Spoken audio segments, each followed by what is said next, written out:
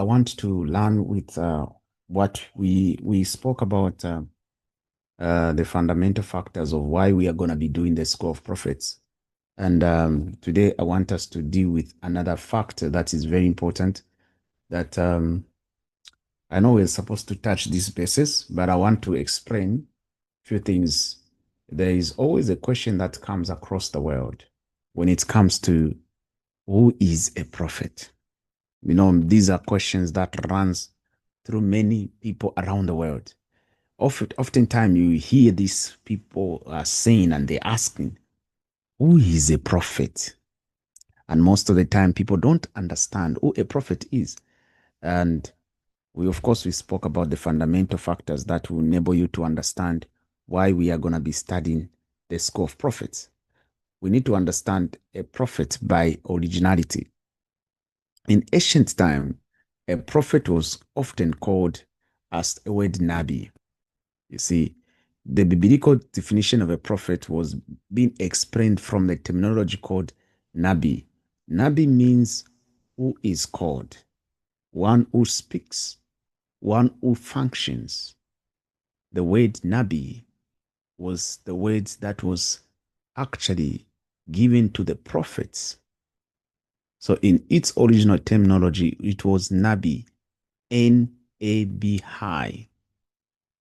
So Nabi was one of the fundamental words that was used to describe a prophet. In short, these people saved in the position of actually interpreting information from the godliness of God's divination and to humanity. They, prophets, don't just predict the future.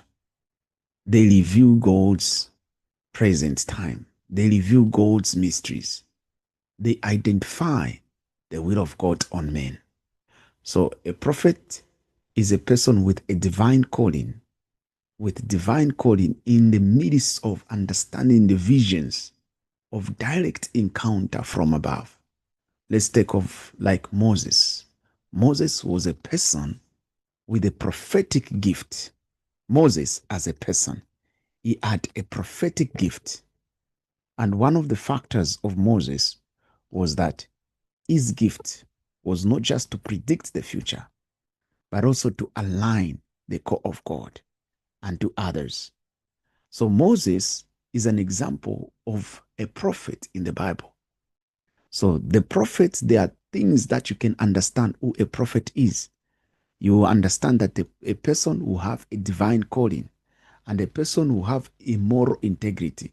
Now, this is where we get it wrong.